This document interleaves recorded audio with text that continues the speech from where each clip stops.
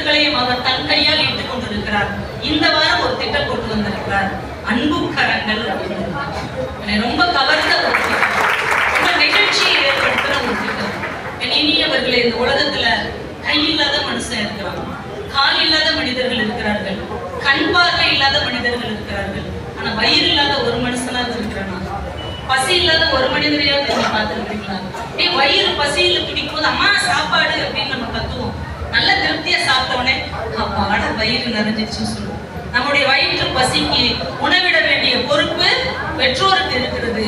ஆனா ஒரு பிள்ளைக்கு பெற்றோரே இல்லைன்னா, அம்மாவும் இல்லை அப்பாவும் இல்லை, அப்ப அந்த பிள்ளை யார்கிட்ட வளரும்?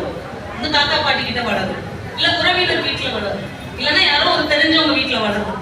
ஒவ்வொரு முறையும் அவங்க சாப்பாடு போடும்போது அந்த குழந்தைகிட்ட என்ன சொல்லுவாங்க?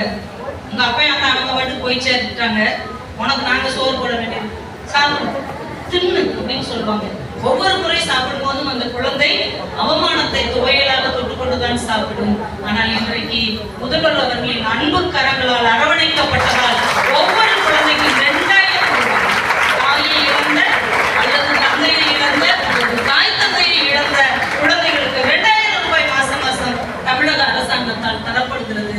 அந்த ஒவ்வொரு குழந்தையும் முதல்வரால் தத்தெடுக்கப்படுகிறது. இனிமே அந்த குழந்தை எப்படி கம்பீரமா சொல்லும்? மாசம் மாசம் நான் உங்க காசுல சாப்பிடல, என்னுடைய உரிமை காசில், என்னுடைய தலைவன் என்னுடைய அப்பா தந்த காசுல நான் சாப்பிடுறேன்னு சொல்லுவோம். அது தைரியமாக படிக்கும். அதற்கு ஒரு மிகப்பெரிய துணிச்சலை தந்திருக்கிறது அன்பு கரங்கள் என்கின்ற ஒரு மிகப்பெரிய திட்டம். ஒரு மனுஷனுக்கு, யாருமே இல்லாத ஒரு மனிதனுக்கு இன்னொரு மனிதன் செய்ய வேண்டிய பெரிய கடமை என்ன தெரியுமா?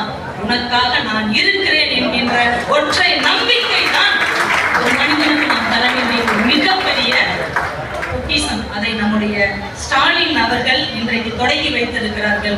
இனி அனாதை என்கின்ற சொல்லுக்கே இடமில்லாத அளவுக்கு தானே தாயுமானவராக தந்தையுமானவராக இருந்து அவர்களை அன்பு கரம் கொண்டு அணைக்கிற நம்முடைய முதல்வர் அவர்களுடைய எண்ணங்கள் இன்னும் 100 ஆண்டு தாண்டி வாழ வேண்டும். அவரே தமிழகத்தை எப்போதும் ஆள வேண்டும் என்று